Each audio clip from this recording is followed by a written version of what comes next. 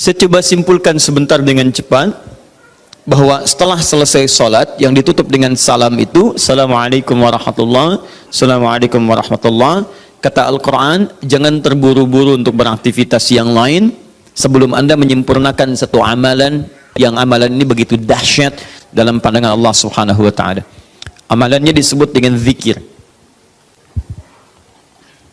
Di tulisan kami sudah disebutkan rincian amalan plus dengan dalil-dalilnya. Ya, saya persingkat. Tema kita adalah tentang amalan pasca salat. Di bagian kedua ini. Baik, ini tema kita. Kemudian amalan besarnya adalah zikir.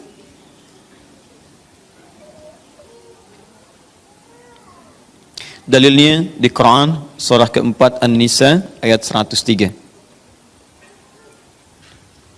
Ini tema besar kita. فَإِذَا قَضَيْتُمُ الصَّلَاةَ فَاذْكُرُوا اللَّهَ. Fokus. Maka jika Anda telah tuntas mengerjakan salat, segeralah berzikir kepada Allah Subhanahu wa Ta'ala. Ingat, amalan pasca salat yang diutamakan apa? Zikir. Saya mau tunjukkan pada Anda satu hal yang sangat mendesak. Kenapa amalan ini begitu sangat ditekankan oleh Al-Quran? Bahkan saking ditekatkannya, kata Allah, perhatikan kalimatnya, qiyaman, baik itu sambil berdiri, wa qu'udan, ataupun Anda punya kesempatan lebih lenggang duduk, wa 'ala junubikum, atau bahkan dalam keadaan Anda sedang payah pun untuk duduk atau bahkan berdiri, boleh sambil berbaring. Perhatikan, saking pentingnya amalan zikir ini, itu Al-Quran seakan menghadirkan semua situasi untuk menggunakan amalan ini. Ya, bukan tidak ingin menoleransi, tapi ada sesuatu yang penting di sini. Saking pentingnya seakan-akan kalau dalam bahasa yang lain, tolong jangan tinggalkan ini. Ya, kalau Anda memang buru-buru, harus langsung bangkit pasca sholat. Ada yang bahkan setelah salam subuh, Assalamualaikum, Assalamualaikum, saya harus kejar ke tempat pekerjaan, langsung mau berangkat. Nah, terburu-burunya Anda untuk mengejar pekerjaan itu tidak menghalangi Anda untuk berzikir. Kalau bisa sambil jalan pun zikir aja, ayo lakukan, kerjakan amalannya. Kalau Anda senggang, duduk dengan tenang, lakukan. Kalau amalan ini tidak penting, mustahil Anda diminta untuk mengerjakannya, sekalipun dalam pekerjaan yang sifatnya darurat Anda mesti lakukan. Paham sampai sini? Baik, nah nanti kita akan lihat apa rahasianya amalan-amalan ini, zikir ini. Kemudian kita nanti akan urutkan seperti pertemuan lalu telah saya turunkan beberapa bagian-bagiannya.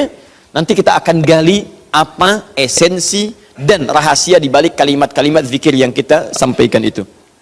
Baik, saya percepat. Zikir seperti pertemuan lalu adalah setiap aktivitas yang mampu mengingatkan dan mendekatkan kita dengan Allah Subhanahu wa Ta'ala. Jadi ada dua nih, satu ingat, kedua dekat. Awas, ini selalu menyatu, terkait berkelindan, tidak akan pernah berpisah.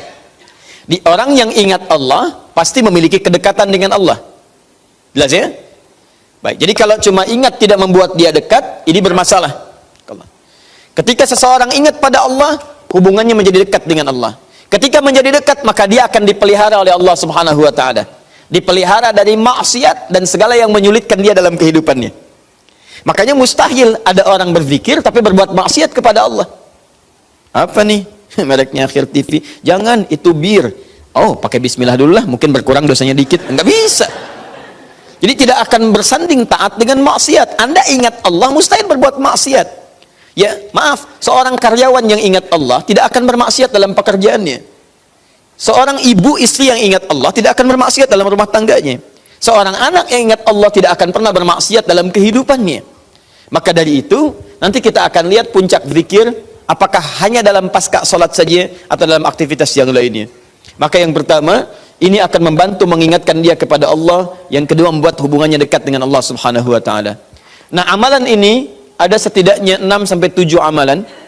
Hari ini saya janjikan untuk mengurutkan amalan-amalan ini. Ya, saya ingin tes dulu apakah Bapak Ibu masih ingat atau tidak. Satu apa? Istighfar. Istighfar. Saya tuliskan satu, istighfar. Apa dalilnya? Cepat saja, kalau tidak tahu katakan apa? Allahu a'lam. Baik, masih ingat? Saya sebutkan kemarin hadis Nabi di riwayat Muslim hadis 591. Masih ingat? Baik, ini ada istighfar.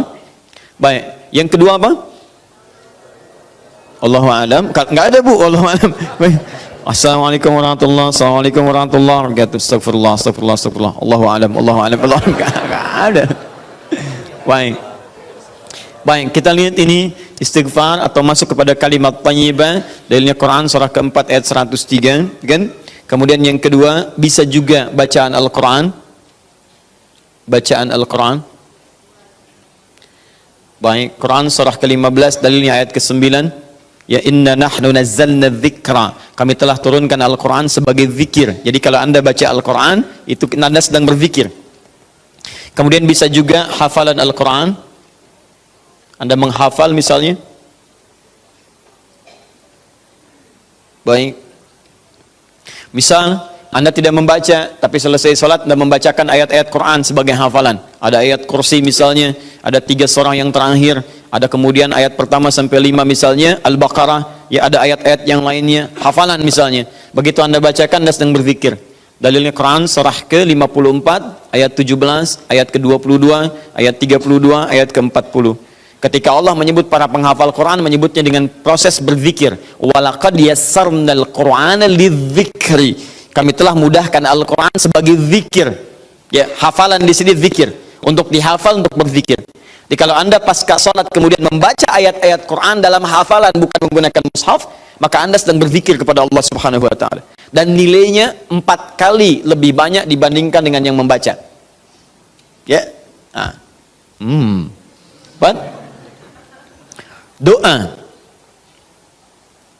Doa itu juga sebagai zikir. Ya, Quran surah ke-7 misal dalilnya ayat 205. Wadhkur rabbaka fi nafsika tadarruan wa khifatan wa dunal jahri minal qaul. Ketika Allah meminta kita berdoa, kalimat doanya dalam bahasa perintah menggunakan kata zikir. Wadhkur rabbaka.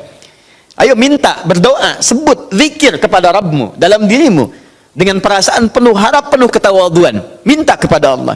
Di ketika Anda diminta untuk memohon berdoa kepada Allah, kalimat doa itu menggunakan zikir. Jadi ketika Anda sedang berdoa, Anda sedang berzikir.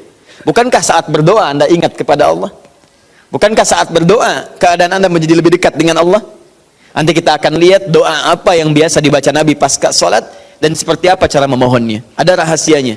Anda tidak menggunakan ini, sangat disayangkan. Anda kehilangan momentum, dipercepat untuk memudahkan seluruh proses kehidupan Anda. 5, masih ingat? Salat. Nanti ada lagi amalan. Pasca salat, ada salat. Di begitu selesai, Assalamualaikum, Assalamualaikum. Kapan kemudian ini kita mesti tunaikan salat yang ini?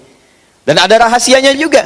Bahkan salat yang ini boleh jadi akan memberikan syafaat dengan izin Allah kepada hamba-hamba yang dirasakan kurang amalnya. Karena ketika amalan-amalan fardu tidak bisa menolong Anda dari proyek akhirat yang telah Anda cita-citakan untuk masuk surga itu, maka yang akan dicari pertama kali diantaranya adalah amalan yang ini. Maka Anda ketinggalan dari itu yang bisa membuat situasi tegang saat di akhirat. Hati-hati, Anda ketinggalan handphone, perasaan luar biasa sedihnya. Balik lagi ke An-Nur, dicari-cari lewat CCTV. Tapi Anda ketinggalan yang sunnah, kenapa tidak Anda buru kemudian? Tadi nggak sholat sunnah, besok lagi, Masya Allah. Belum tentu besok dia hidup. Dalilnya Quran surah ke-20 ayat ke-14. Ya, innani anallahu la ilaha illa ana fa'budni wa aqimis salata lidzikri. Saya Allah, tidak ada Tuhan yang layak disembah kecuali saya. Sembah saya. Bagaimana cara nyembahnya? Tunaikan salat sebagai zikir kepada saya. 6. Memperbanyak menyebut Allah, menyebut nama Allah, atau juga dengan al-asma'ul husna. Al-asma'ul husna. Dalilnya Quran surah kedua Al-Baqarah ayat 152. Fadhkuruni adzkurkum. Ayo cepat sebut nama saya, maka aku pun akan mengingatmu. Aku menyebutmu. Di orang yang selalu ingat Allah, nanti Allah akan ingat pada dia. Nanti saya kasih tahu rahasia yang paling besar. Bahkan ada orang yang saat membutuhkan ya, dalam persoalan kehidupan kepada Allah sebelum dia minta, karena Allah telah mengingatnya, Allah ringankan aktivitas kehidupan dunianya. Dia bukan nggak punya masalah, jadi kayaknya nggak kelihatan punya masalah, cuman setiap akan mengalami masalah diringankan oleh Allah sehingga seakan-akan nggak punya masalah. Nanti ini yang akan sangat menentukan bagian yang keenam ini, apakah hidup kita akan semakin mudah atau mendapati kesulitan yang berliku. Sebut nama Allah. Ya, bagaimana cara menyebutnya? Bisa disebut nama Allah langsung, bisa disebut dengan Asmaul Husna. Di mana dalilnya? Quran surah ke-17 nanti dari ayat 110 sampai 111-nya. Di ayat 111 tegas dikatakan, "Qulidullaha." Ayo sebut Allah, panggil, katakan Allah. Awidur Rahman atau Ar-Rahman, ayyamma tad'u falahul asmaul husna. Maka kapanpun Anda bisa memanggilnya, memintanya, Anda boleh memanggil dengan nama yang terbaik sesuai dengan kebutuhan Anda. Nanti saya kisahkan, ada orang baru selesai sholat, kemudian menyebut nama ini, dan satu di antara nama yang paling luar biasa, ketika dia selesai kata Nabi, dari mana kamu tahu menyebut dengan nama itu? Tahukah engkau, jika engkau melakukannya, maka engkau telah memanggil Allah, yang dengan panggilan itu, jika meminta akan segera diberikan, jika berdoa akan segera dikabulkan. Rahasianya luar biasa. Nanti kalau sudah tiba waktunya. Hadisnya sahih. Ya. Saking sahihnya, ini ditempatkan oleh Sayyid Qutb di dalam satu kitab yang Al-Aqaid Al-Islamiyah, padahal kitabnya tentang akidah. Ketika membahas tentang asma wa sifat, nama-nama Allah Subhanahu wa taala. Hadis ini dimasukkan, padahal hadis ini amalan tentang amalan pasca salat. Ketujuh, bagian terakhir. Ini adalah indikator yang paling penting, yang terakhir ini, sampai saya pisahkan tersendiri dalam aktivitas harian. Zikir paripurna. Ini yang zikir paripurna. Makanya saya kasih garis. Ini amalan pasca salat, disebut dengan zikir, bukan amalan biasa, tapi semua amalan ini akan dibawa kepada seluruh aktivitas hariannya. Bukankah pasca sholat ada yang jalan, pasca sholat ada yang kerja, pasca sholat ada yang makan, pasca sholat bahkan ada yang masak, pasca sholat ada yang bicara? Maka orang yang pasca sholat zikirnya itu benar latihan zikirnya, maka makannya adalah makan dengan berzikir kepada Allah, bicaranya zikir kepada Allah, jalannya zikir kepada Allah Subhanahu wa ta'ala. Nanti saya turunkan ayat-ayatnya, bagaimana orang berjalan sambil zikir, bagaimana orang kemudian makan zikir, bagaimana orang bicara zikir. Jangan-jangan selama ini kita hidup 24 jam tapi aktivitas kita tidak dalam rangka zikir kepada Allah Subhanahu wa taala. Nah, dalilnya Quran surah ketiga Ali Imran ayat 190 sampai 191. Inna fi khalqis samawati wal ardi wa ikhtilafil laili wan nahari la ayatin liulil. Siapa ulul albab itu? Ayat selanjutnya, alladzina yadhkurunallaha. Mereka itu orang-orang yang senantiasa zikir pada Allah Subhanahu wa taala. Qiyaman, dalam keadaan dia berdiri, wa qu'udan, ataupun dia duduk, wa 'ala junubihim, atau bahkan sedang tidurnya. Tidurnya disebut sebagai zikir, berdirinya disebut sebagai zikir, duduknya disebut sebagai zikir. Dan ahli zikir ini adalah orang-orang yang akan dimuliakan bahkan oleh Allah ketika kembali ke akhirat nanti. Dan dipuji